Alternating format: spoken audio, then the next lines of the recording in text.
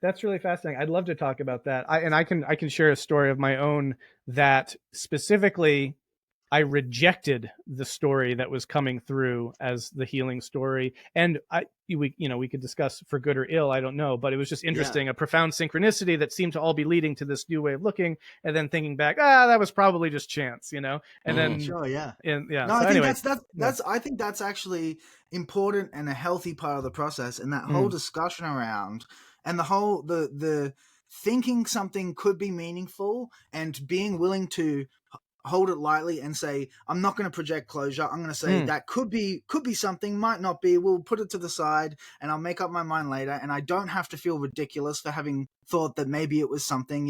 sure. I think there's something very mature about that, and that's really important, I think, for engaging with parts of the world that are more subtle, that aren't as, Hmm. say, easily accessible to third person descriptions. And I think the most Yeah. important parts of what it is to be a subjective living creature are aspects of the world that you cannot convey to someone else unless they've already Mm, had those experiences. yeah. And so there's no chance of you learning it from a book. And Yeah. so, Yeah. yeah.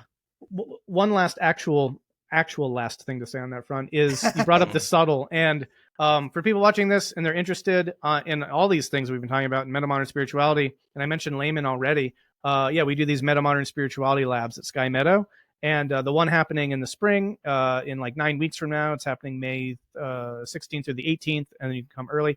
The topic that we're going to be exploring is metamodern perspectives on the subtle, and I think that everything we're Oh, talking about really would be some fascinating, absolutely. Yeah. yeah, stuff to chew on in that context.